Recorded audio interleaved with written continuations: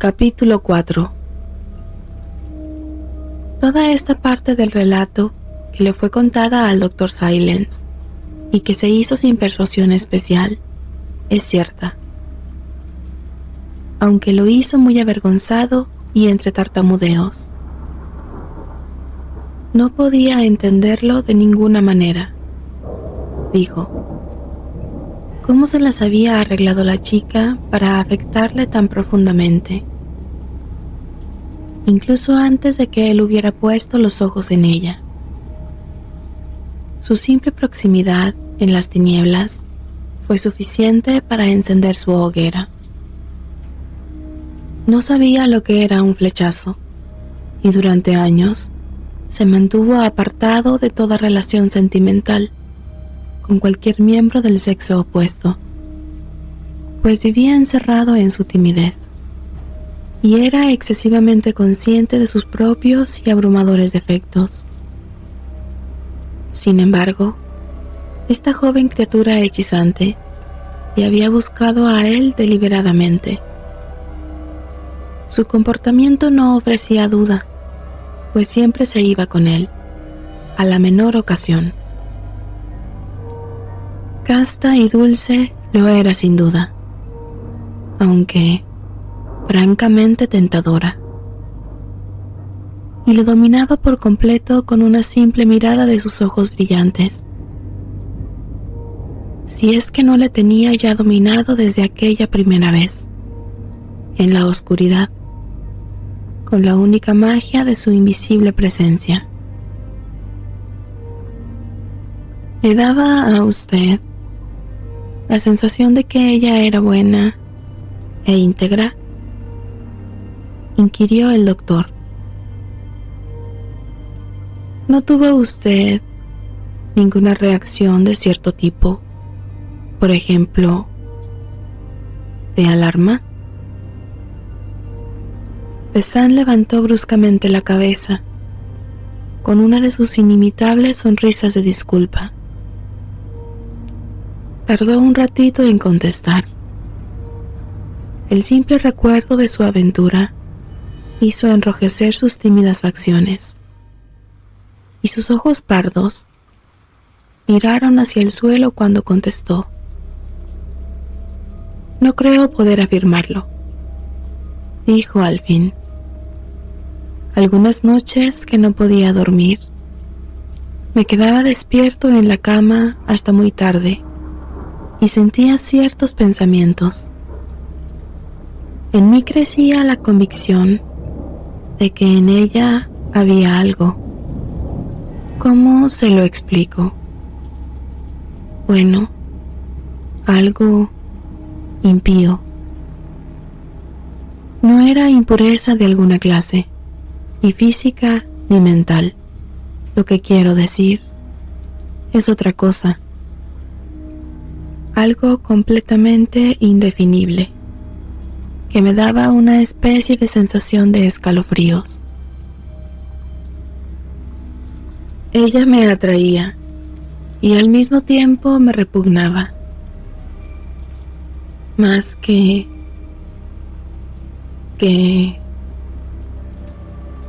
Él dudó y se sonrojó. Nunca me ha pasado nada igual, ni antes ni después, concluyó confusamente. Supongo que fue, como acaba usted de sugerir, algo parecido a un flechazo. De todas formas, fuera lo que fuese, era algo lo suficientemente fuerte como para hacerme sentir que me quedaría en ese pequeño y espantoso pueblo embrujado, y quedarme en él durante años y años, solo para poder verla a diario, oír su voz, contemplar sus maravillosos movimientos, y alguna vez, quizá, tocar su mano. ¿Podría explicarme de dónde cree usted que viene el origen de ese poder?, preguntó John Silence, mirando deliberadamente a cualquier sitio menos al turbado narrador.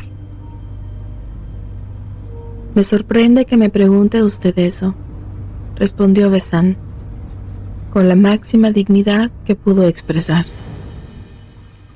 «Creo que ningún hombre puede describir y explicar a otro hombre en dónde radica la magia de la mujer que le ha hechizado. Yo, desde luego, no puedo.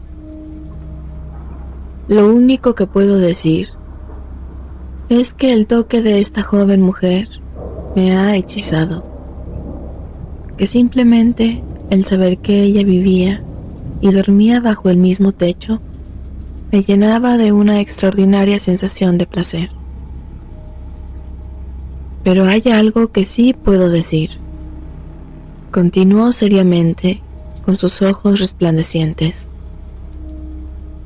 «y es que ella parecía resumir y sintetizar todas las extrañas fuerzas ocultas que tan misteriosamente actuaban en el pueblo. Cuando caminaba de un lado para otro, tenía los sedosos movimientos de una pantera. Suave, silenciosa, se movía de aquí para allá. Ella tenía las mismas maneras indirectas de actuar como todos los habitantes del pueblo. Me daba la impresión de que ocultaba algo igual que todos los demás, y que ella también tenía sus propios intereses secretos. Pero no me cabía duda, yo era su principal objetivo. Ella me retuvo para mi terror y deleite. Me sentía constantemente vigilado por ella, pero todo lo que hacía era tan perfectamente disimulado que cualquier hombre menos observador, por así decirlo, hizo un gesto de desaprobación. O quizá menos observador que yo, nunca se habría dado cuenta de nada en absoluto. Ella siempre estaba callada, siempre en reposo, pero parecía estar en todas partes a la vez, de manera que nunca podía escapar de su vigilancia. Continuamente me encontraba con la mirada fija y risueña de sus grandes ojos, en los rincones de cualquier habitación, en los pasillos, contemplándome tranquilamente desde una ventana o en una de las calles más bulliciosas del pueblo. Parece que la intimidad entre ambos creció rápidamente desde aquel primer encuentro, que tan violentamente había alterado el equilibrio interior del hombrecillo. Este hombre era muy recatado y remilgoso, y la gente estirada suele vivir habitualmente en un mundo tan reducido que cualquier cosa violenta e inusitada puede sacudirles bruscamente. Por ello, esta clase de gente suele desconfiar instintivamente de todo lo que representa algo inusual. Sin embargo, al cabo de cierto tiempo, Besán empezó a olvidarse de su recato. La chica siempre se portaba modestamente, y además, como representante de su madre, era lógico que tratase con los huéspedes del hotel. El que entre ambos brotase un espíritu de camaradería no tenía nada de particular.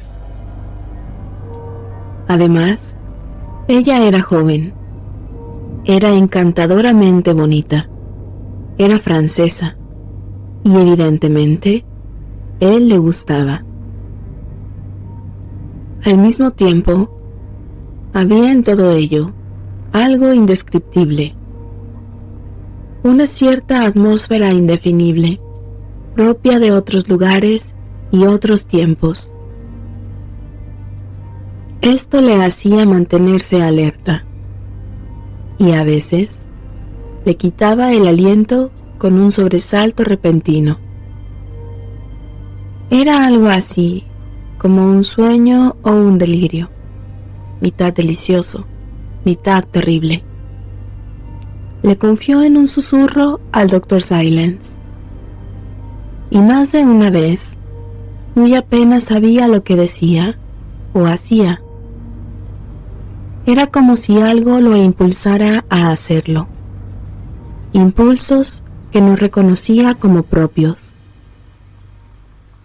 Y aunque la idea de marcharse le volvía una y otra vez a la mente, cada vez lo hacía con menos insistencia, de modo que seguía allí, día tras día, fundiéndose cada vez más con la soñolienta vida de aquel pueblo medieval y perdiendo cada vez más su propia personalidad.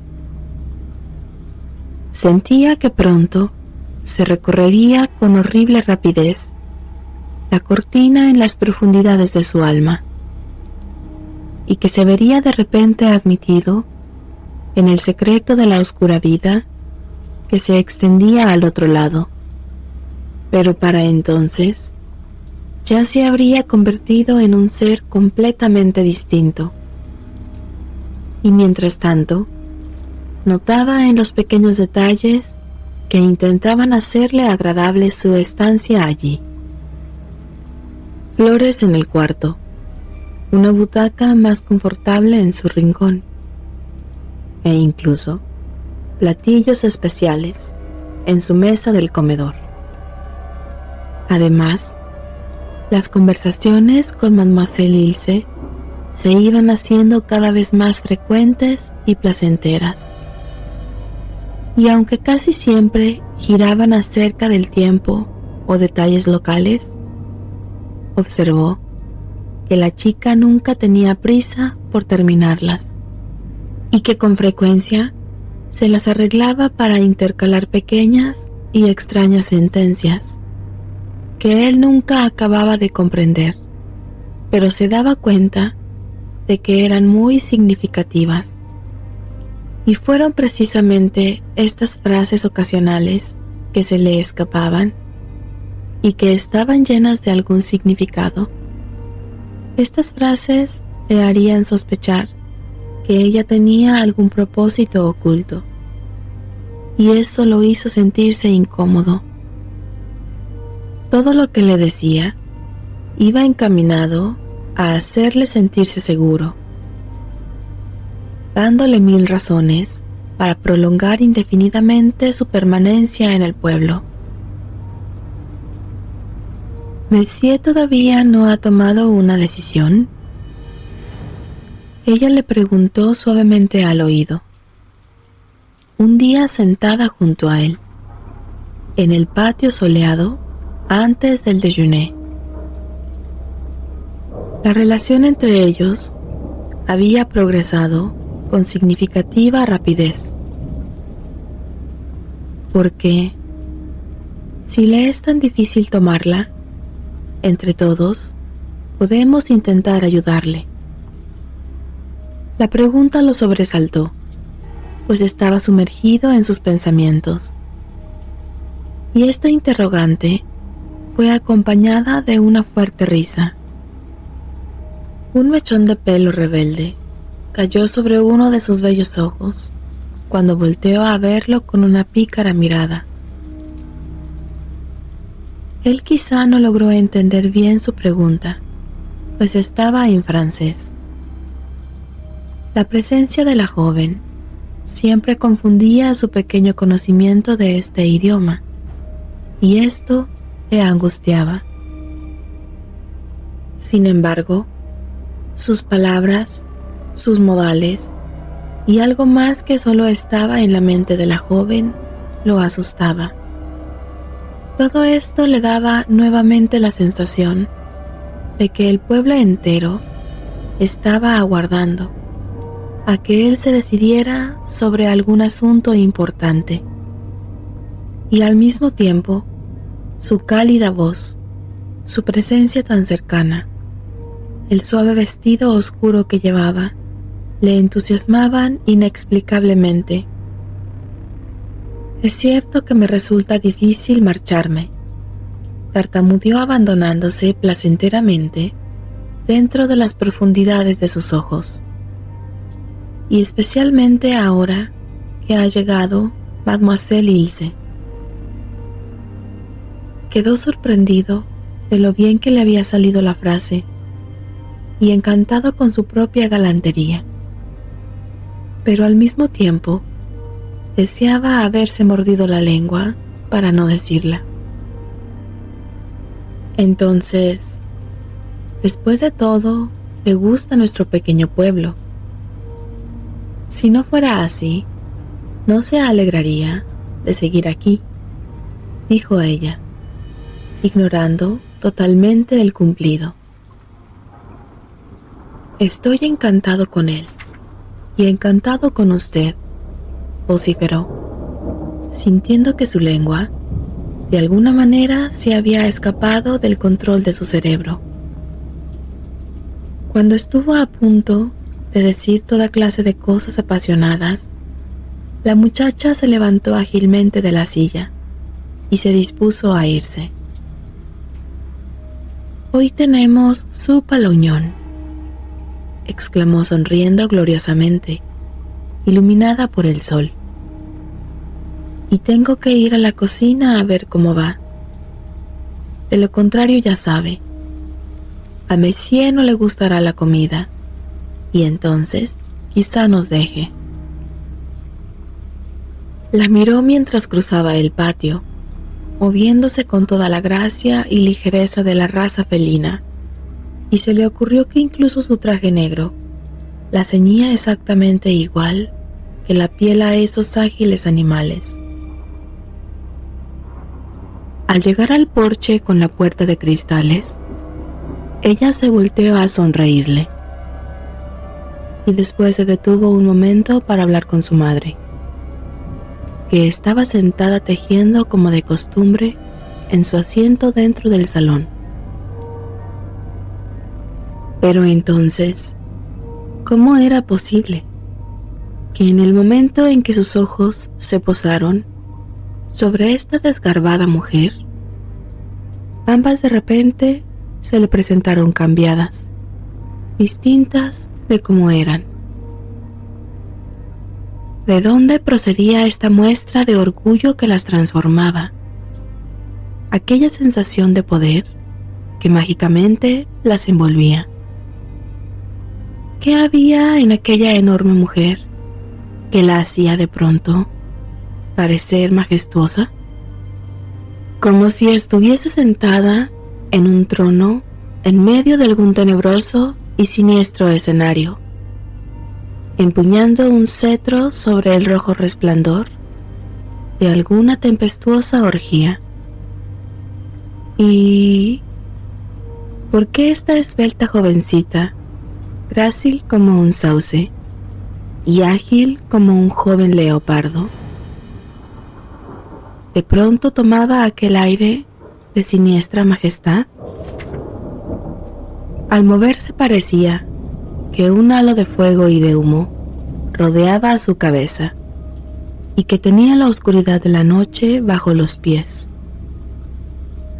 Besán contuvo la respiración y se quedó paralizado. Luego, casi al mismo instante de aparecer, esta extraña visión se desvaneció y la clara luz del sol envolvió a ambas mujeres.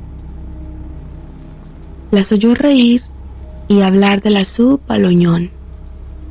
Captó la mirada que le dirigió por encima de su delicado y adorable hombro, con una sonrisa que le hizo pensar en una rosa cubierta de rocío, inclinándose bajo la brisa del verano.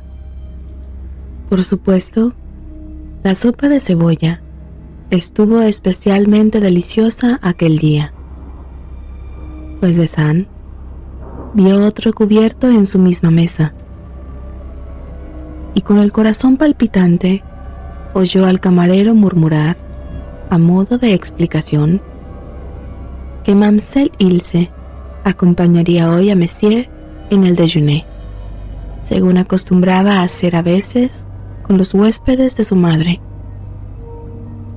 De modo que ella estuvo sentada junto a él durante aquella comida de ensueño, hablándole dulcemente en francés.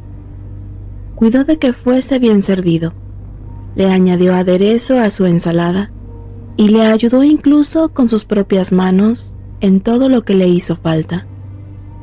Y después, por la tarde, mientras se hallaba fumando en el patio, añorando verla cuando terminase sus faenas caseras, ella volvió de nuevo a su lado. Y cuando él se levantó de la silla para saludarla, ella se paró frente a él con timidez, y algo confusa le dijo: «Mi madre cree que usted debería conocer todas las bellezas que encierra nuestra pequeña población. Y yo también creo lo mismo. ¿Le gustaría a Monsieur que yo fuera su guía? Yo puedo mostrarle todo, pues conozco bien el lugar. Mi familia ha vivido aquí desde hace muchas generaciones». Antes de que él fuera capaz de encontrar alguna palabra para expresar su regocijo, ella ya lo había tomado de la mano, y sin que él hiciera nada por resistirse, le había conducido a la calle. Fue tan espontánea que su comportamiento resultó completamente natural y desprovisto de insinuaciones atrevidas o con descaro. Su rostro se iluminó de gozo e interés, y con ese corto vestido y el cabello revuelto, representaba perfectamente a la encantadora chiquilla de 17 años. Ella era inocente y juguetona, orgullosa de su pueblo natal, el cual le parecía antiguo y hermoso. Entonces, recorrieron juntos la ciudad, y ella le enseñó lo que consideraba más importante: la vieja casa en ruinas donde habían vivido sus antepasados, la sombría y aristocrática mansión donde la familia de su madre había morado durante siglos, y el antiguo mercado donde hace cientos de años las brujas habían sido quemadas en la hoguera. De todo esto, ella hizo un relato muy alegre y fluido, del cual él no comprendió ni la 50ª parte. Mientras caminaba penosamente al lado de la jovencita, maldecía sus 45 años y sentía que todos sus anhelos de la adolescencia revivían burlándose de él. Y mientras ella hablaba, Inglaterra y Sabbathson le parecían algo tremendamente lejano, algo que perteneciera casi a otra época en la historia del mundo. La voz de la muchachita tocó algo inmensamente viejo que dormía en sus profundidades. Adormecía la parte más superficial de su conciencia, la arrullaba, permitiendo que así despertara lo que estaba en sus profundidades, algo lejano, algo ancestral. Como la ciudad, con su elaborada pretensión de tener una vida activa y moderna, las capas superiores del pobre hombre estaban cada vez más embotadas, silenciadas y calmadas. Pero lo que había debajo comenzaba a removerse en su sueño. Aquella enorme cortina empezaba a agitarse un poco, y en cualquier momento ésta podía correrse para siempre. Por fin empezó a comprenderlo un poco mejor.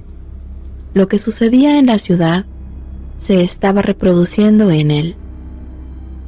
Su vida habitual cada vez se encontraba más ahogada, mientras aquella otra vida secreta en su interior era mucho más real y vital. Se iba afirmando cada vez más y más. Probablemente, esta jovencita sea la suma sacerdotisa, el instrumento principal para su realización. Nuevos pensamientos, con nuevas interpretaciones, inundaron su mente, mientras ella caminaba a su lado por las retorcidas callejuelas. Y entonces, el pueblo viejo y pintoresco, iluminado suavemente por la luz del atardecer, le pareció más maravilloso y seductor que nunca. Pero durante el paseo surgió un incidente curioso y desconcertante que logró perturbarlo. El incidente en sí fue pequeño, pero completamente inexplicable, pues en el rostro de la jovencita se había dibujado una espantosa mueca y al mismo tiempo un chillido salía de sus risueños labios. Él simplemente había señalado una columna de humo azul que se elevaba desde una hoguera de otoñales hojas secas. Parecía que pintaba los tejados de rojo. Él corrió junto a la fogata y la llamó para que se acercara a ver las llamas que brotaban de entre el montón de hojas. Sin embargo, al ver las llamas, ella se alarmó, como si la hubieran tomado por sorpresa. Su rostro cambió terriblemente y corrió como el viento, gritándole palabras sin sentido mientras huía, de las cuales él no había entendido ni una sola, excepto que el fuego parecía asustarla y que quería alejarse rápidamente de allí y alejarlo a él también. Pero 5 minutos después, ya estaba otra vez tan tranquila y feliz como si nada la hubiese asustado o perturbado, y ambos olvidaron el incidente. Estaban recargados sobre la muralla en ruinas, escuchando aquella extraña música de la banda del pueblo, tal como la oyó el día de su llegada. Esto lo conmovió profundamente, igual que la primera vez, y de alguna manera se las arregló para recobrar el uso de la palabra, y con esta su mejor francés. La jovencita se inclinó sobre las piedras junto a él. Como no había nadie en los alrededores, e impulsado por crueles mecanismos internos, él empezó a balbucear algo, apenas sabía qué, algo sobre su extraña admiración por ella. Apenas comenzaba a hablar, cuando ella se alejó del muro, y sonriendo, lo miró cara a cara, casi tocándole las rodillas. Como de costumbre, ella iba sin sombrero, y el sol caía sobre su cabello, iluminando también una de sus mejillas y parte de su cuello. «Oh, qué contenta estoy», exclamó aplaudiendo. «Estoy tan contenta, porque eso quiere decir que si me quiere a mí, también tendrá que querer todo lo que yo hago y a donde pertenezco».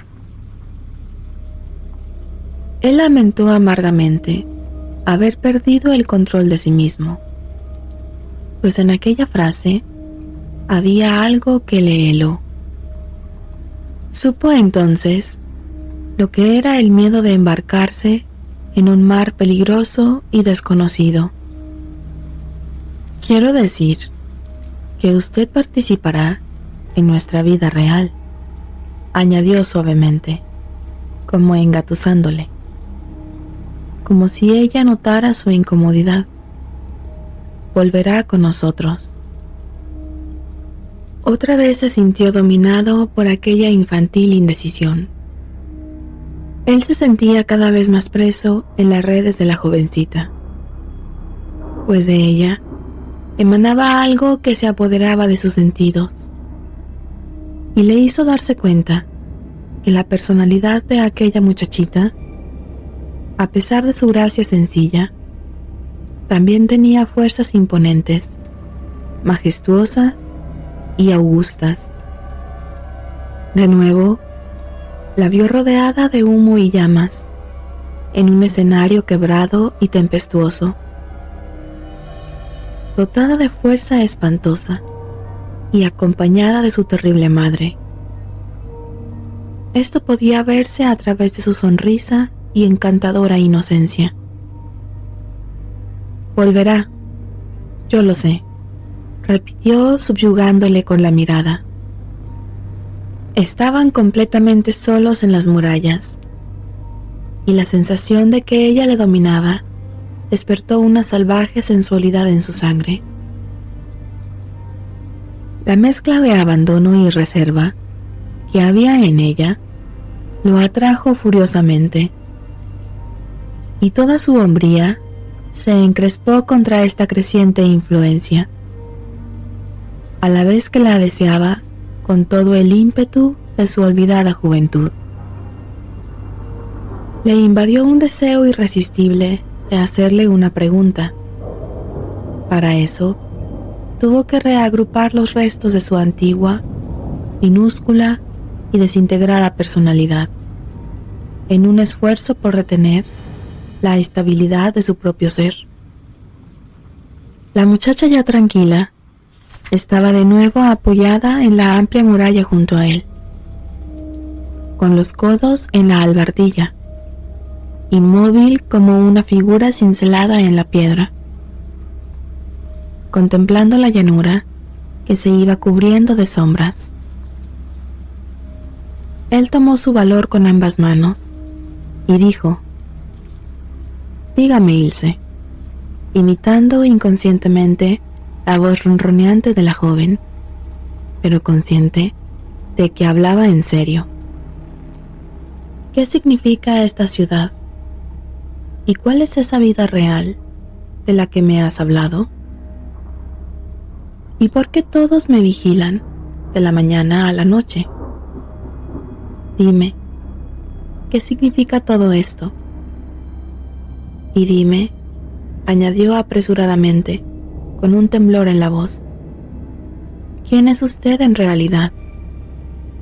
Su verdadero yo. Ella se volvió hacia él y le miró a través de sus párpados entrecerrados, y una sombra de rubor traicionó su creciente entusiasmo interno. «Me parece a mí», balbuceó torpemente bajo la mirada de ella, «que tengo cierto derecho a saber». De pronto, ella abrió los ojos por completo. «Entonces, ¿me quiere?», preguntó suavemente. «Lo juro», exclamó él respetuosamente, como arrastrado por la fuerza de una marea creciente. «Nunca antes he sentido esto. Nunca he conocido a otra mujer que...». «Entonces, tiene derecho a saberlo», interrumpió ella, cortando tranquilamente su torpe confesión. «Pues el amor nos hace partícipes de todos los secretos». Ella hizo una pausa, y a él le corrió un estremecimiento, como si fuego pasara por todo su cuerpo. Las palabras de la joven lo elevaron sobre la tierra, y sintió una radiante felicidad, seguida casi al instante por un horrible contraste, la idea de la muerte. Supo entonces que ella lo estaba viendo fijamente a los ojos y que le estaba hablando de nuevo. La vida real de la que hablaba, murmuró, es la antigua vida de aquí. La vida de hace mucho tiempo. La vida a la que usted también perteneció una vez y a la que aún pertenece. Al hundirse en su alma, la voz susurrante de la muchacha, una débil oleada de recuerdos, alteró las profundidades de su alma. Él sabía instintivamente que lo que ella le estaba diciendo era verdad, pero no podía comprender exactamente a qué se refería. Su vida actual parecía desvanecerse mientras la escuchaba, fusionando su personalidad con una mucho más antigua y poderosa. Fue esta pérdida de su yo actual lo que le trajo a la mente el pensamiento de muerte. Usted vino, continuó ella, con el propósito de buscar esta vida. Y el pueblo sintió su presencia y se puso a esperar para ver qué decidía. Si los abandonaría sin haberlo encontrado, o si... Sus ojos seguían fijos en los de él, pero su rostro empezó a cambiar, haciéndose mucho más grande y oscuro, adquiriendo una expresión de más edad. Son sus pensamientos, girando constantemente en torno de tu alma, lo que te hace sentirte vigilado, pero no te vigilan con los ojos, sino que aquello que dirige su vida interior es lo que te llama, intentando reclamarte. Usted formó parte de la vida antigua de este lugar, y ahora lo quieren nuevamente de regreso entre ellos. Al oír esto, el tímido corazón de Besán se ahogó de pavor, pero los ojos de la muchacha le mantenían preso en una red de júbilo de la que no deseaba escapar. Le fascinaba, le hacía sentirse fuera de sí, de su ser habitual. Sin embargo, por sí solos nunca hubieran conseguido atraparlo y retenerlo. Continuó. Las fuerzas que los motivan ya no son lo bastante fuertes. Se han ido debilitando a lo largo de todos estos años. Pero yo... Ella hizo una pausa y lo miró con sus espléndidos ojos, con total confianza en sí misma. Yo poseo el hechizo para conquistarlo y retenerlo. El hechizo del viejo amor. Yo puedo lograr que vuelva de nuevo y hacerle vivir conmigo la vida antigua. Porque la fuerza del antiguo vínculo que hay entre usted y yo, si me decido a usarla, es irresistible. Y me he decidido a usarla. Te necesito a ti, querida alma de mi sombrío pasado. Se apretó más junto a él, tanto que su aliento le rozaba los ojos, y su voz cantó literalmente al decir: quiero tenerte, porque tú me amas y estás completamente a mi merced. Besán oía, y sin embargo, no escuchaba. Entendía, pero sin comprender. Estaba en un estado de exaltación.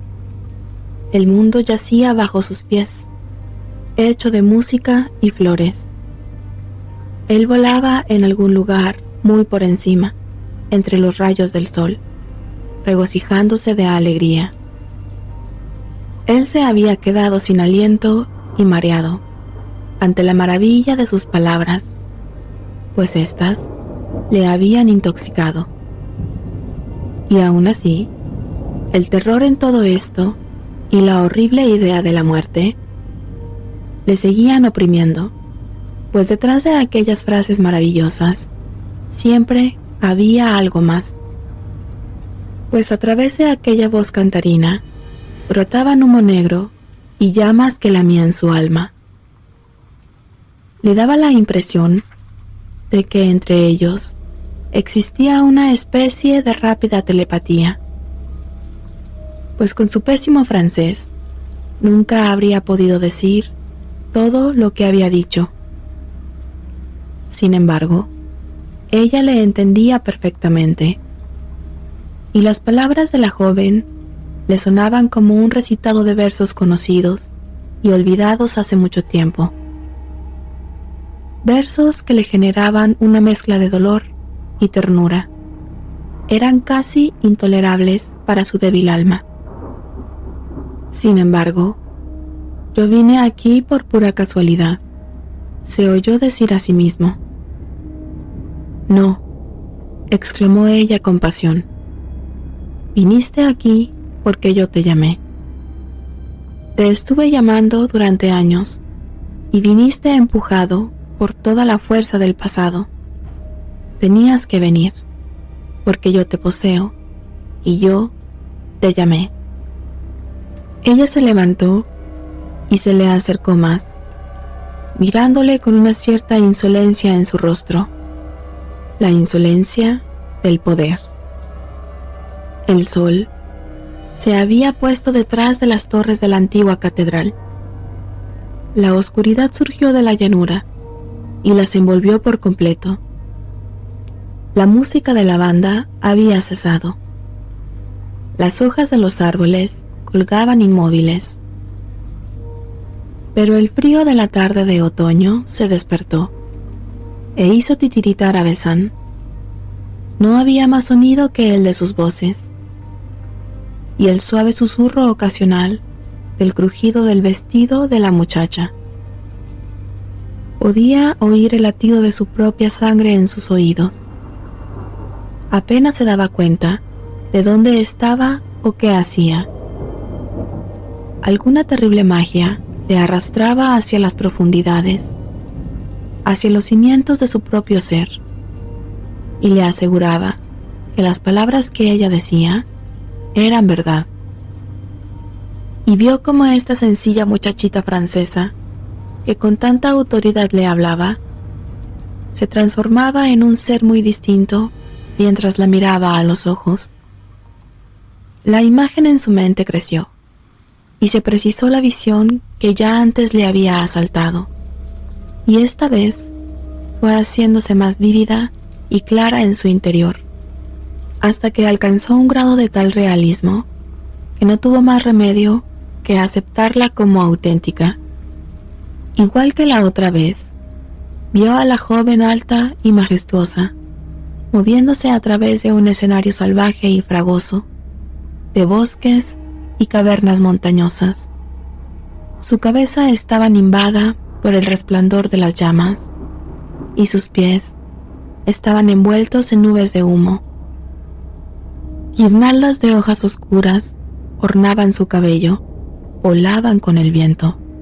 Sus brazos y piernas brillaban entre los andrajos que la cubrían. Otras personas estaban a su alrededor, y por todas partes se veían ojos ardientes que lanzaban sobre ella miradas delirantes. Pero ella no miraba más que a uno solo, a ese que llevaba tomado de la mano, pues ella era la que estaba dirigiendo la danza en medio de una tempestuosa bacanal, al son de la música de un coro de voces que cantaban. Y el baile que dirigía era una ronda que giraba alrededor de una grande y espantosa figura, que desde su trono observaba la escena a través de espeluznantes vapores. Mientras en la danza, una infinidad de rostros y formas bestiales se amontonaban frenéticamente a su alrededor, y Besán se dio cuenta de que a quien llevaba la joven de la mano era a él, y que la espantosa figura en el trono era la madre de ella. Esta visión inundó su interior, arrojándole a las profundidades del tiempo olvidado, atronándole con la voz poderosa de la memoria que despierta de nuevo. Y luego la escena se desvaneció y vio otra vez ante sí los ojos claros de la muchacha, que le miraban profundamente, y ella se convirtió de nuevo en la preciosa hija de la posadera, y él recuperó el uso de la palabra. «¿Y tú?», susurró temblorosamente, «tú, jovencita de visiones y encantamientos, ¿cómo es que me has hechizado, tanto que te he adorado, incluso antes de verte?» «La llamada del pasado», dijo, y además añadió altivamente, «en la vida real soy una princesa». «¿Una princesa?», gritó él. «Y mi madre es una reina». Al oír esto, Besán perdió completamente la cabeza. Un deleite inundó su corazón y le arrastró a un éxtasis total. Al oír aquella melodiosa voz y ver aquellos labios adorables expresando tales cosas, trastornó su equilibrio más allá de toda esperanza de recuperación. La cogió entre sus brazos y cubrió de besos su cara, sin que ella se resistiese. Pero incluso mientras lo hacía, pese a estar dominado por la más ardiente pasión, sintió que ella era suave y repugnante, y que sus besos le mancillaban el alma. Cuando por fin la jovencita se liberó de su abrazo y se desvaneció en la oscuridad, él permaneció allí, apoyado en el muro, en un estado de colapso emocional. Estremecido de horror ante el recuerdo del contacto con aquel cuerpo blando, sintió cólera en contra de sí mismo por su debilidad, pues se daba cuenta que ésta iba a ser causa de su ruina. Y desde las sombras de los viejos edificios, entre los que había desaparecido la muchacha, se alzó en el silencio de la noche un grito singular y prolongado, que al principio él tomó por carcajadas, pero que más tarde, y ya con toda seguridad, reconoció como el sollozo casi humano de un gato. Capítulo 5. Durante largo rato, Besán permaneció allí, apoyado en el muro, a solas con sus pensamientos y emociones. Comprendió que acababa de hacer lo único necesario para atraer sobre sí toda la fuerza de este pasado ancestral, pues en aquellos versos apasionados había reconocido el vínculo de antaño y lo había sentido revivir. Y el recuerdo de aquella suave caricia impalpable que había tenido lugar en el oscuro corredor de la posada volvió a él con un escalofrío. La jovencita le había dominado desde el principio y le había ido manejando hasta hacerle consumar el acto que necesitaba su propósito. Había sido acechado después de varios siglos, atrapado y conquistado. De esto se daba cuenta perfectamente e intentaba tramar algún plan de huida. Pero en aquel momento era incapaz de dominar sus ideas o su voluntad, pues la dulce y fantástica locura de esta aventura le inundaba el cerebro como un embrujo, y se regocijaba en la sensación de que estaba absolutamente hechizado en un mundo infinitamente más amplio y salvaje que el suyo. Empezaba ya a elevarse la luna pálida y enorme sobre aquella llanura que parecía un mar, cuando por fin decidió marcharse. Los rayos oblicuos de la luna le daban a las casas un nuevo aspecto, de modo que sus tejados, ya relucientes con el rocío, parecían mucho más altos y hundidos en el cielo que de costumbre. Sus frontones y pintorescas torres antiguas se extendían hasta la lejanía de sus extensiones púrpuras. La catedral era irreal entre la niebla de plata. Anduvo con sigilo ocultándose en las sombras, pero las calles estaban desiertas y silenciosas. Las puertas estaban cerradas y los postigos asegurados. No se movía un alma. La quietud de la noche reinaba sobre el lugar. Parecía la ciudad de los muertos, o un cementerio con gigantescas y grotescas lápidas. Se preguntaba cómo había desaparecido por completo toda la vida diurna de la ciudad. Se dirigió a una puertecita trasera que daba a los establos, pensando si llegaría a su habitación sin que nadie le viese. Llegó sano y salvo al patio y lo cruzó manteniéndose pegado a la sombra de la pared. Así pues, rodeó todo el patio, caminando de puntillas y a pasitos cortos, tal como lo hacían aquellos viejos cuando entraban en la salle à manger. Se horrorizó al darse cuenta de ello. Entonces sintió un impulso extraño y violento que se apoderó de todo su cuerpo.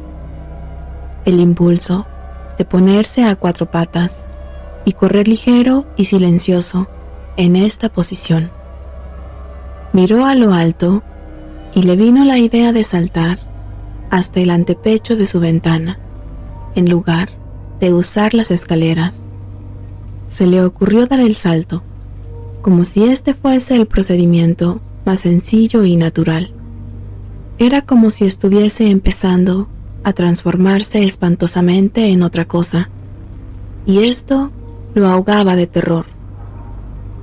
La luna estaba ya en lo alto del cielo, y las sombras eran más oscuras en el sitio por donde iba él.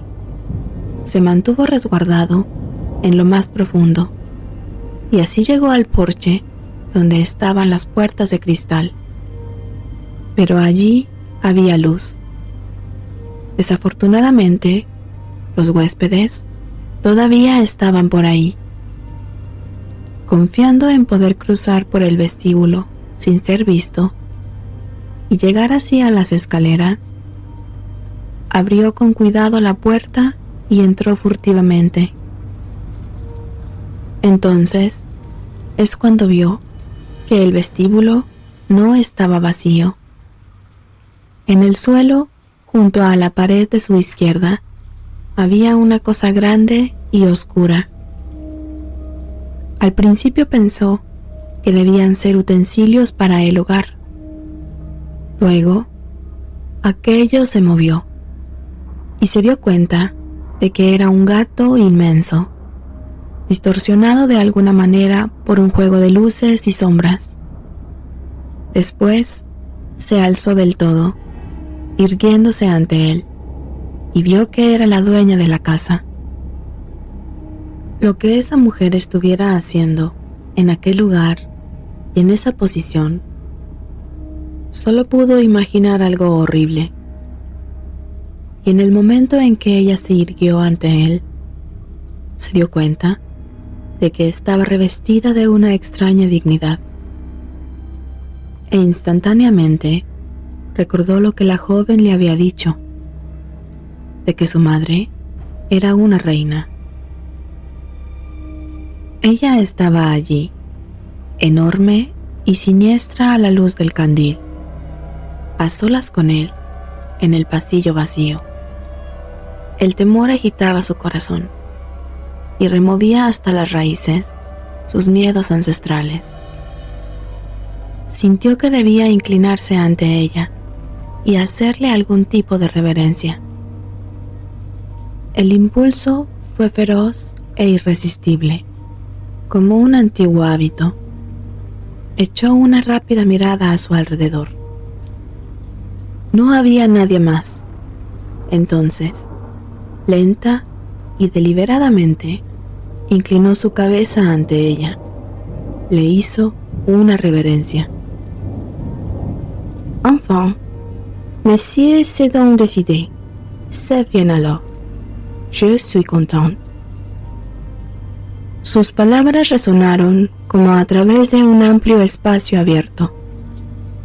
Luego, la enorme figura atravesó súbitamente el enlosado vestíbulo y le tomó las manos temblorosas. De ella emanaba una fuerza irresistible que le dominó. On pourrait faire un petit tour ensemble, n'est-ce pas?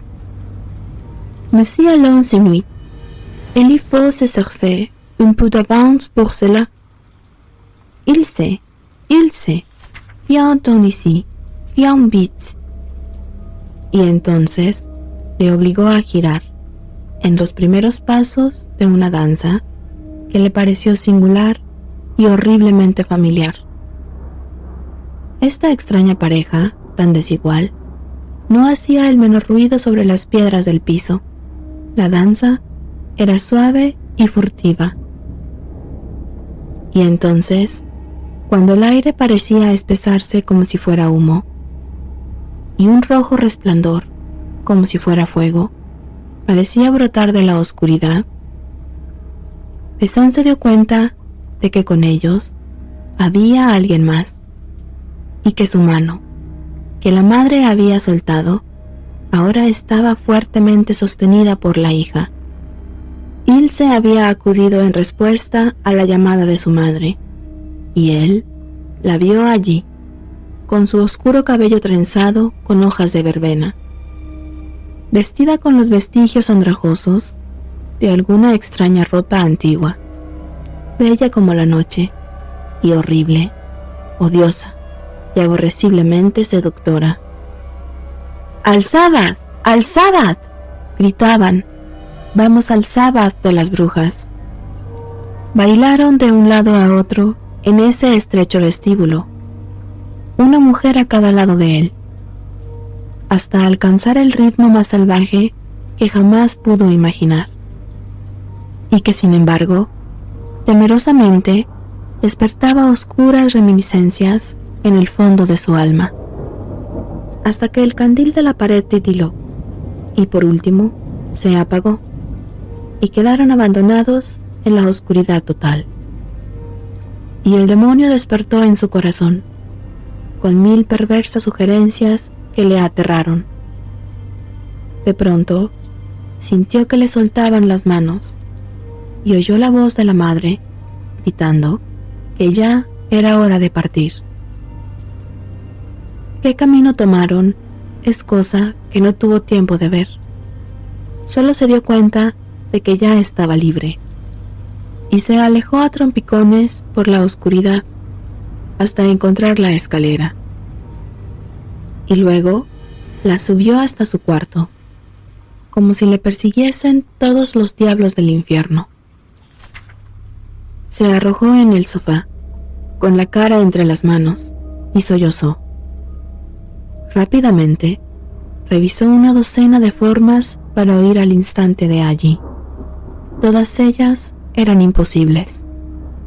Llegó a la conclusión de que lo único que podía hacer por el momento era sentarse tranquilo y esperar. Tenía que ver lo que sucedería a continuación. Por lo menos, en la intimidad de su cuarto, estaría a salvo. La puerta estaba cerrada. Atravesó el cuarto y abrió sigilosamente la ventana que daba al patio, y le permitía ver, parcialmente, el vestíbulo a través de la puerta de cristal. Al hacerlo, llegó a sus oídos el rumor de una gran actividad en las calles. Sonidos de pasos y voces amortiguadas por la distancia. Se asomó con precaución y escuchó. La luz de la luna ahora era clara y fuerte, pero su ventana estaba en sombras. pues el disco de plata quedaba detrás de la casa. No le cabía duda de que los habitantes del pueblo, que un momento antes estaban invisibles tras las puertas cerradas, se habían lanzado a la calle para llevar a cabo algo secreto e impío. Los escuchaba atentamente. Al principio, todo estaba en silencio, pero pronto empezó a notar los movimientos que ocurrían en la casa. Oyó susurros y crujidos a través de ese tranquilo patio iluminado por la luna. Un conjunto de seres vivos enviaba el murmullo de su actividad en la noche. Todo estaba en movimiento por doquier. Un olor punzante y acre se elevó por el aire y luego llegó hasta él, pero no sabía de dónde venía. De pronto sus ojos se quedaron fijos en las ventanas de la pared de enfrente, donde la luz de la luna caía en un suave resplandor. Se reflejaba claramente en el tejado de la casa, detrás de él y también en los cristales. Vio siluetas de cuerpos oscuros caminando con largos pasos sobre las tejas. Pasaban rápidas y silenciosas, como enormes gatos en una procesión interminable, a través del cristal cinematográfico, y luego parecían saltar hacia abajo, donde los perdía de vista. Solo oía el suave ruido de sus saltos. A veces, sus sombras caían sobre la pared blanca de enfrente, y entonces no era capaz de distinguir si eran sombras de seres humanos o de gatos. Parecían cambiar instantáneamente de uno a otro. La transformación era espantosamente real, pues si bien saltaban como seres humanos, cambiaban en el aire en el mismo salto y caían ya como animales. También el patio bajo su ventana estaba ahora lleno de movimientos reptantes y formas oscuras que se dirigían furtivamente al porche con las puertas de cristal. Se mantenían tan pegados a la pared que no pudo distinguir su forma real. Pero cuando les vio unirse a la gran congregación del vestíbulo, comprendió que aquellas eran las criaturas cuyos saltos y sombras había visto reflejados en los cristales de las ventanas de enfrente. Venían de todas las partes de la ciudad y acudían al lugar de reunión, caminando por los techos y tejados, saltando de nivel en nivel hasta llegar al patio. Entonces llegó un nuevo ruido a sus oídos y vio que todas las ventanas se iban abriendo suavemente y que en cada abertura aparecía un rostro. Un momento después, unas figuras empezaron a saltar apresuradamente al patio. Y estas figuras, cuando descendían de las ventanas, eran humanas. Pero una vez en el patio, caían a cuatro patas y se transformaban en un instante en gatos, en enormes gatos silenciosos. Corrían a raudales para reunirse en la congregación del vestíbulo. Entonces, después de todo, las habitaciones de la casa no habían estado tan vacías y desocupadas. Lo más terrible es que todo aquello no le asombró demasiado. Confusamente lo recordaba todo. Le era familiar. Todo había sucedido ya anteriormente cientos de veces, y él mismo había tomado parte en ello y conocido la locura salvaje de todo esto. La silueta del viejo edificio cambió. El patio se hizo más grande, y a él le pareció estar contemplándolo desde una altura mucho mayor, a través del humo y de vapores. Y mientras miraba, medio recordaba los viejos dolores de hace mucho tiempo, violentos y dulces, que furiosamente lo atacaron. Y le hirvió la sangre horriblemente cuando nuevamente escuchó el llamado de la danza en su corazón y recordó la antigua magia de Ilse bailando y girando junto a él. De pronto, tuvo que dar un salto atrás, pues un gato grande y ágil había saltado silenciosamente desde las sombras del patio hasta el alféizar de la ventana. Estaba cerca de su cara y lo miraba fijamente con los ojos de un humano. «Ven», parecía decir. «Ven con nosotros a la danza. Cambia como hacías en los tiempos antiguos. Transfórmate rápidamente y ven». Comprendió demasiado bien el llamado silencioso de aquella criatura, la cual desapareció en un abrir y cerrar de ojos, sin apenas hacer ruido con sus arpas afelpadas sobre las piedras. Y luego saltaron otros más por el canalón de la esquina, y a medida que caían, se iban transformando. Y como dardos, ligeros y silenciosos, corrían al punto de reunión. De nuevo sintió el pavoroso deseo de hacer lo mismo, murmurar el viejo encantamiento y después saltar, cayendo sobre las 4 patas y correr rápidamente, para dar el gran salto y volar por el aire. Oh, cómo la pasión se elevó dentro de él, como una inundación. Era como si en su interior se le retorcieran las entrañas, haciendo que el deseo de su corazón ardiese. Cómo anhelaba lanzarse a la vieja danza de los brujos en el sabbat. A su alrededor giraban las estrellas. Una vez más sintió la magia de la luna. El poder del viento, que se precipitaba desde abismos y bosques, y que saltaba de risco en risco a través de los valles, le arrastró. Oyó los gritos de los bailarines y sus salvajes carcajadas.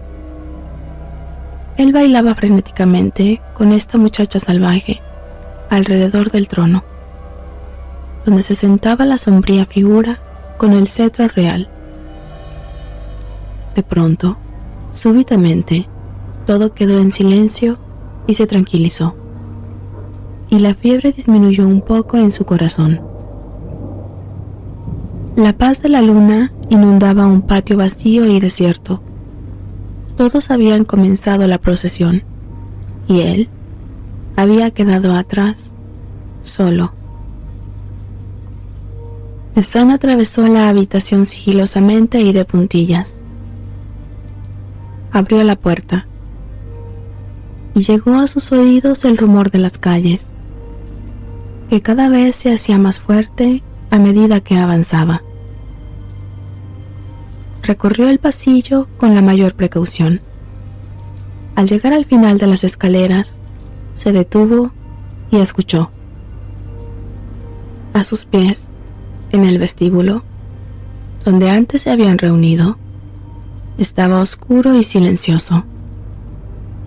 Pero a través de las puertas y ventanas abiertas, en la parte más alejada del edificio, se oía el sonido de una gran multitud que se alejaba cada vez más en la distancia. Bajó por la vieja y crujiente escalera de madera, temiendo, pero anhelando encontrarse con algún rezagado que le indicase el camino, pero no encontró ninguno. Atravesó el oscuro pasillo, el cual, un momento antes, estaba ocupado por aquel inmenso grupo de seres vivos que había salido por las puertas abiertas que daban a la calle. No podía creer que lo hubieran dejado atrás, que realmente se hubieran olvidado de él y que deliberadamente le permitieran escapar. Todo esto lo dejó perplejo. Nerviosamente miró a su alrededor y a lo largo de la calle. Entonces, al no ver nada en particular, empezó a caminar lentamente por el pavimento. Toda la ciudad entera se mostraba vacía y desierta, como si un gran viento hubiese sacado de un soplo todo lo vivo de ese lugar. Las puertas y ventanas de las casas habían quedado abiertas a la noche. Nada se movía. Sobre todas las cosas se extendía el silencio y la luz de la luna. La noche lo envolvía como un manto. El aire suave y fresco le acariciaba las mejillas como el roce de una gran pata peluda. Fue cobrando un poco más de confianza y empezó a caminar rápidamente, aunque se mantenía en la zona oscura de la calle. En ninguna parte pudo encontrar la más leve señal del gran éxodo impío que acababa de realizarse. La luna navegaba en un cielo sereno y sin nubes. Casi sin darse cuenta de lo que hacía o a dónde se dirigía, cruzó la amplia plaza del mercado y llegó a las murallas, desde las cuales descendía una vereda que conocía y que llevaba al camino real. Siguiéndola, podría huir a alguno de los pueblecitos que se encontraban al norte y al mismo tiempo hacia el ferrocarril. Pero primero se detuvo a contemplar la escena que se extendía a sus pies, la gran planicie que yacía como un mapa de plata de algún país onírico. La apacible belleza de todo esto entró en su corazón, aumentando su sensación de aturdimiento e irrealidad. El aire no se agitaba. Las hojas de los árboles permanecían inmóviles. Los detalles más cercanos se definían en las oscuras sombras gracias a la nitidez del día. Y en la distancia, los campos y los bosques se fundían en una neblina y una bruma reluciente. Se quedó sin aliento, quieto e inmóvil, como paralizado, cuando su mirada volvió del horizonte y la dirigió al paisaje inmediato, cerca del valle profundo que estaba justo a sus pies. Todas las laderas inferiores de la colina, que estaban ocultas del brillo de la luna, resplandecían, y a través de ese brillo vio innumerables formas en movimiento, que se agitaban en la apretada muchedumbre por entre los claros de los árboles. Mientras tanto, en lo alto, como hojas arrastradas por el viento, distinguió formas aladas y oscuras que flotaban en el cielo, que luego caían en picada a través de las ramas, gritando y entonando cánticos extraños en la región de las hogueras. Hechizado, permaneció de pie contemplando la escena y miró fijamente durante un tiempo que no pudo medir. Y después, arrastrado por uno de aquellos terribles impulsos que parecían controlar toda esta aventura, subió rápidamente al borde del ancho parapeto y quedó un momento balanceándose ante el enorme valle que se abría a sus pies. Pero en ese mismo instante, mientras él estaba ahí parado nerviosamente, un movimiento repentino entre las sombras de las casas atrajo su atención y se volvió a tiempo para ver la silueta de un animal grande que cruzaba velozmente el espacio abierto detrás de él, aterrizando con un gran salto sobre la parte superior de la muralla. La bestia corrió como el viento hasta sus pies, y luego se levantó junto a él. Un escalofrío pareció recorrer la luz de la luna, y su vista tembló durante un instante. Su corazón latía con miedo. Ilse estaba a su lado mirándole a la cara. Vio que una sustancia oscura manchaba su rostro y su piel. Brillaba a la luz de la luna mientras ella estiraba sus brazos hacia él. Iba vestida con aquella ropa miserable y andrajosa, que sin embargo le sentaba maravillosamente. Ruda y verbena coronaban sus sienes, y sus ojos brillaban con un impúdico resplandor. Apenas controló el salvaje impulso de tomarla entre sus brazos y saltar con ella al vertiginoso abismo que se abría a sus pies. «¡Mira!», gritó ella, señalando el bosque encendido en la distancia. «Mira dónde nos esperan. Los bosques están vivos. Ya han llegado los grandes, y la danza pronto empezará. Aquí está el ungüento. Úngete y ven». Aunque un momento antes el cielo estaba despejado y sin nubes, mientras ella hablaba, la cara de la luna se oscureció y el viento comenzó a agitarse en las copas de los árboles. Ráfagas perdidas trajeron de las faldas de la colina los sonidos de los cánticos y llantos roncos. Y en el aire, envolviéndole, se alzó un olor acre, olor punzante que ya había sentido en el patio de la posada. «¡Transfórmate! ¡Transfórmate!», ella volvió a exclamar. Su voz era como una canción. «Frótate bien la piel antes de volar. Ven, ven conmigo al sabbat, a la locura de su intenso deleite, al dulce abandono de su culto maligno. Mira, los grandes ya están ahí, los horribles sacramentos ya están preparados, el trono ya está ocupado. Úngete y ven, úngete y ven». Ella llegó hasta la altura de un árbol a su lado, saltando sobre la muralla, con ojos y cabellos llameantes esparcidos por la noche. Él también empezó a cambiar rápidamente. Las manos de ella tocaron la piel de su rostro y de su cuello, untándolo de aquel ungüento ardiente que metía la magia antigua en su sangre. Ante este poder, se marchitaban todas las cosas buenas.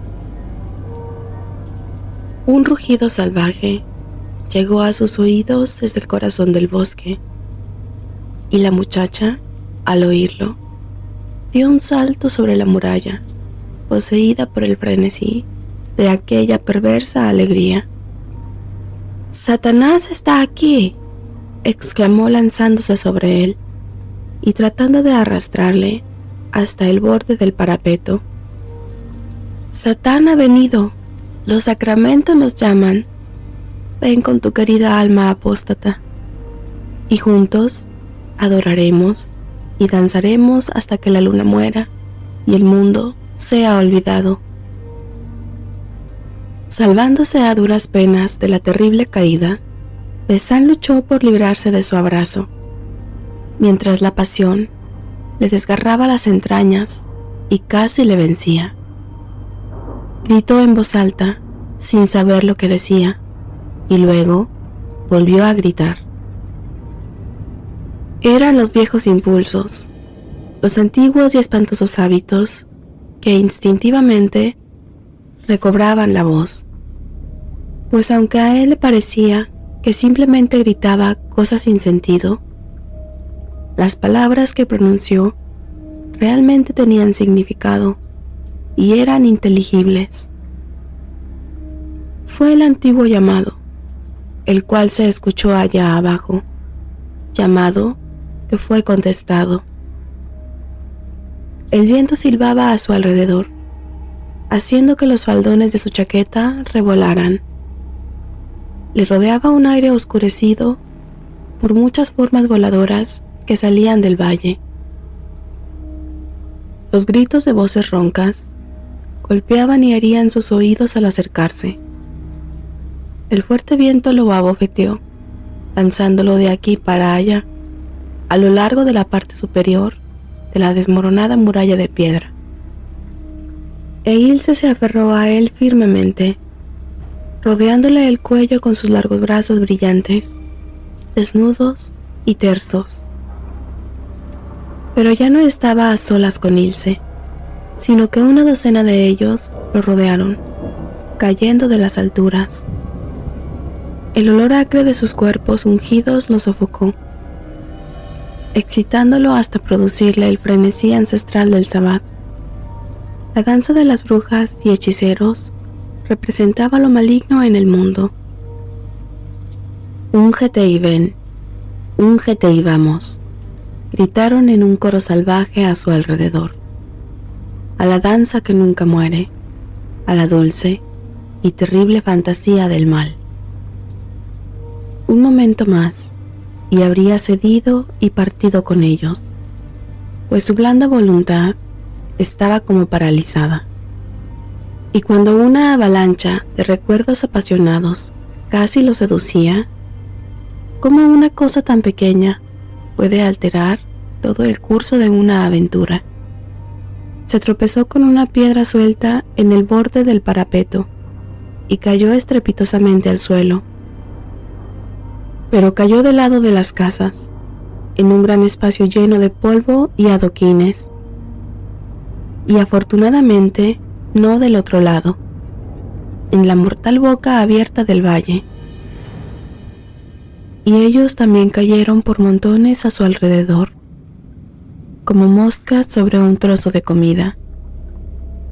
Pero al caer, fue liberado por un momento del poder de su toque, y en ese breve instante de libertad, apareció en su mente la repentina intuición que lo salvó.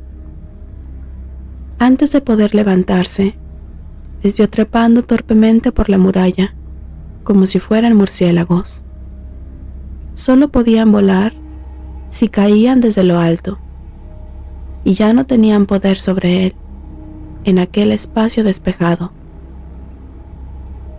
Después, al verlos allí encaramados en una fila, como gatos en un tejado, todos oscuros y desfigurados, sus ojos parecían lámparas. Recordó de pronto el terror que Ilse sintió al ver el fuego. Rápido como una centella, encontró sus cerillas y prendió las hojas muertas que había debajo de la muralla. Secas y marchitas, ardieron enseguida, y el viento llevó las llamas a todo lo largo del pie de la muralla, la cual fue lamida por el fuego. Y con gritos y sollozos, la hilera de formas en la parte superior desaparecieron en el aire por el otro lado y partieron con gran prisa, cortando el aire con el zumbido de sus cuerpos, que se dirigían al mismo corazón del valle embrujado, dejando a Besán sin aliento y temblando de miedo en medio del campo desierto. «¡Ilse!», llamó débilmente. «¡Ilse!», pues el corazón le dolía al pensar que ella se había ido al gran baile sin él, y que él había perdido la oportunidad de disfrutar de su pavorosa alegría. Pero al mismo tiempo, su alivio era tan grande, estaba tan aturdido y preocupado por todo lo sucedido, que apenas se daba cuenta de lo que decía y solo daba gritos en la voraz tormenta de su emoción. El fuego al pie del muro siguió su curso, y la luna se asomó de nuevo, suave y luminosa, después de su eclipse temporal. Tras una última mirada estremecedora a las murallas en ruinas, y con un sentimiento de horrible curiosidad por lo que estaba sucediendo al otro lado del muro, en el Valle Maldito, donde esas formas aún seguían reunidas, volando y bailando, giró su rostro hacia el pueblo y se puso en marcha, lentamente hacia el hotel. Y mientras se alejaba, se oyó un gran lamento. Gritos y aullidos lo seguían desde el iluminado bosque, que se fueron haciendo más distantes y débiles con las ráfagas de viento, a medida que él se adentraba entre las casas. Capítulo 6. Puede que a usted le parezca un poco precipitado este final, tan brusco y tan insípido, dijo Besán con el rostro enrojecido, lanzando una tímida mirada al Dr. Silence, que estaba sentado frente a él con su cuaderno de notas. Pero el caso es que, desde aquel momento, parece haberme fallado bastante la memoria. No recuerdo claramente cómo llegué a casa, ni qué hice exactamente. Me parece que nunca volví a la posada. Solo recuerdo vagamente haber corrido por una carretera larga y blanca a la luz de la luna. Pasé a través de bosques y pueblos, silenciosos y desiertos. Y luego vino el amanecer, y vi las torres de un gran pueblo, y así llegué a la estación. Pero mucho antes de esto, recuerdo que me detuve en un punto de la carretera, y miré hacia atrás, hacia la ciudad montañosa, donde sucedió mi aventura, la cual estaba bajo la luz de la luna. Pensé que parecía un enorme gato monstruoso que descansaba en la llanura, con sus gigantescas patas delanteras apoyadas en las dos calles principales, y las torres gemelas de la catedral marcando sus desgarradas orejas contra el cielo. Este cuadro permanece grabado en mi mente con la máxima intensidad hasta el día de hoy. Otro recuerdo que me queda de esta huida es que de pronto me acordé de que no había pagado la cuenta de la posada, y allí mismo, en medio de la polvorienta carretera, decidí que el pequeño equipaje que dejé allí serviría de sobra para saldar esa deuda. Por lo demás, solo puedo decirle que desayuné pan y café en un establecimiento a las afueras de este pueblo al que había llegado. Y poco después, encontré el camino hacia la estación y tomé el tren más tarde ese mismo día. Aquella misma noche llegué a Londres. ¿Y en total?, preguntó tranquilamente John Silence. ¿Cuánto tiempo cree usted que estuvo en el pueblo de la aventura? Besán levantó la vista como avergonzado. A eso iba, contestó, acompañándose de disculpas y avergonzados movimientos de su cuerpo. En Londres me encontré con la sorpresa de que me había equivocado en mis cálculos. Me faltaba una semana entera. Me había quedado más de una semana en el pueblo. Deberíamos estar a 15 de septiembre, y resulta que estábamos a 10 de septiembre. De modo que en realidad, ¿usted solo se quedó 1 o 2 noches en la posada?, preguntó el doctor. Besán vaciló antes de responder, y arrastró sus pies sobre la alfombra. Tengo que haber ganado tiempo de alguna manera, dijo por fin, en algún sitio o en alguna parte. Para mí, Estoy seguro de que estuve allí una semana, aunque no puedo explicarlo. Y esto sucedió el año pasado, ¿no es así? Y desde entonces, ¿no ha vuelto a visitar el lugar? ¿Fue el otoño pasado? Sí, murmuró Besán, y nunca me he atrevido a volver. Creo que nunca sentiré deseo de hacerlo. Y dígame usted, preguntó por último el Dr. Silence, cuando vio que el hombrecillo había llegado ya al final de su relato y no tenía nada más que contar. ¿Alguna vez ha leído usted algo sobre las antiguas brujerías en la Edad Media? ¿O se ha interesado usted por ello alguna vez? Nunca, declaró Besán con énfasis. Nunca he prestado atención a esos asuntos desde que tengo uso de razón. ¿O quizás ha pensado en la reencarnación? Nunca. Bueno, no antes de mi aventura, pero sí lo he hecho después. Él respondió significativamente. Sin embargo, todavía había algo más en la mente del hombrecillo, de lo que deseaba liberarse mediante una confesión. Pero le costaba mucho trabajo mencionarlo. Y fue solo después de que el doctor se mostró comprensivo que finalmente balbuceó que le gustaría enseñarle las marcas que todavía tenía en el cuello, donde, según dijo, le había tocado la muchacha con sus manos ungidas. Se quitó el cuello postizo y, tras infinitas y desmayadas vacilaciones, se bajó un poco la camisa para que lo viese el doctor. Y allí, en la superficie de la piel, había una tenue línea rojiza que cruzaba el hombro y se extendía un poco por la espalda hacia la columna. Desde luego, señalaba exactamente la posición que habría tomado un brazo en el acto de abrazar. Y al otro lado del cuello, un poco más arriba, había otra marca similar, aunque no tan claramente definida.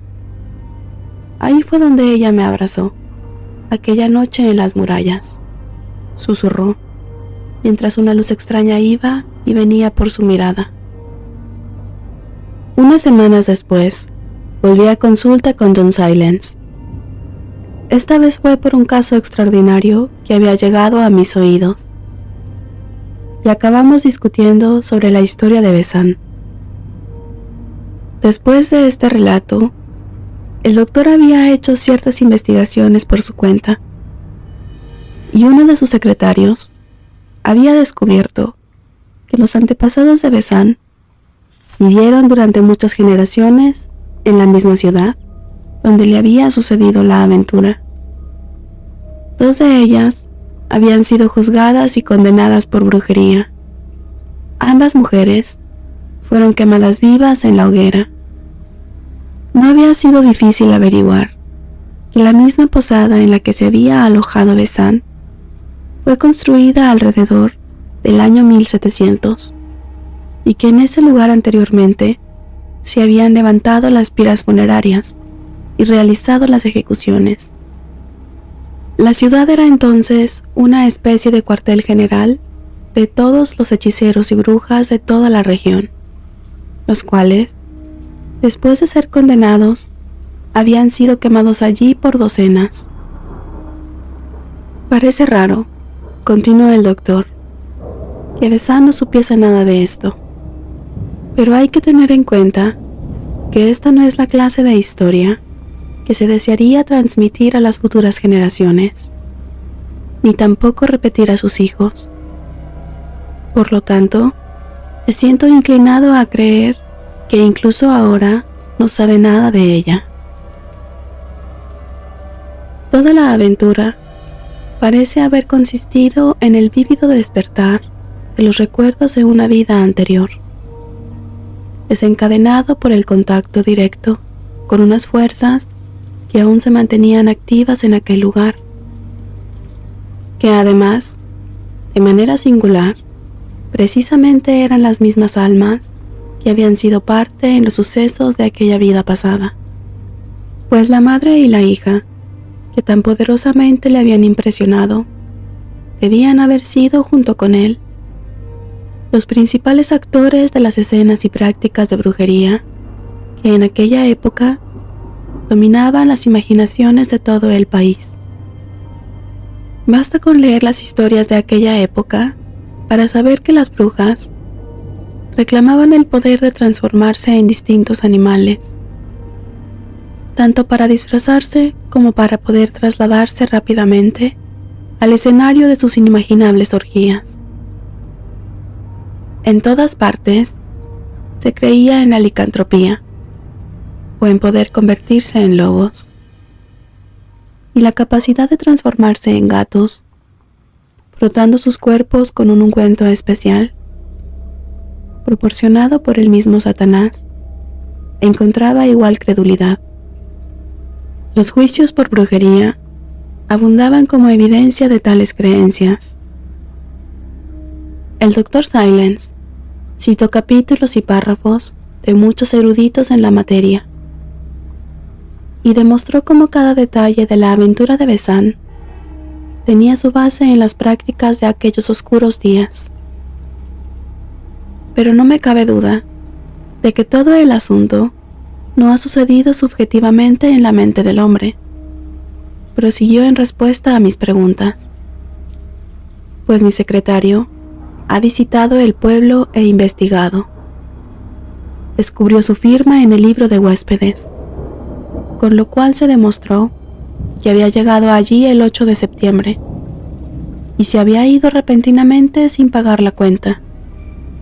Se fue 2 días después y aún estaban en posesión de su sucia maleta marrón y algunas de sus ropas de viaje. Pagué unos pocos francos para saldar la deuda y le envié a él el equipaje. La hija no estaba en casa, pero la propietaria, una mujer corpulenta, tal y como nos la ha descrito él, le dijo a mi secretario que Besán le había parecido un señor muy raro que siempre iba distraído y que cuando desapareció había temido durante mucho tiempo que hubiese encontrado un final violento en los bosques de los alrededores, por donde solía vagar solo.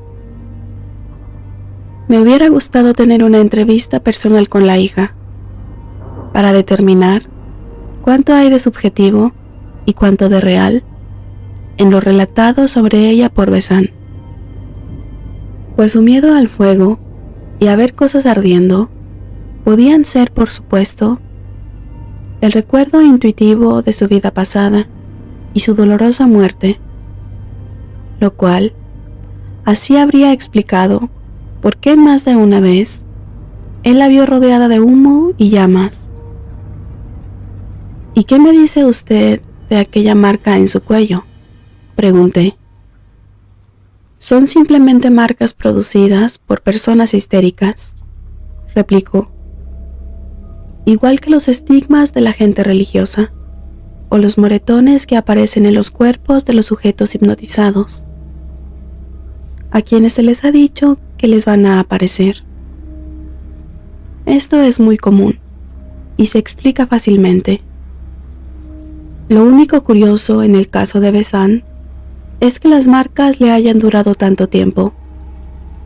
Lo común es que desaparezcan pronto. Quizá es que sigue pensando en ello, cavilando y reviviéndolo todo de nuevo, aventuré. Es probable, y eso me hace temer que aún no haya llegado el fin de sus tribulaciones. Me temo que oiremos hablar de él de nuevo. Es todo un caso, desgraciadamente, y poco puedo hacer para aliviarle.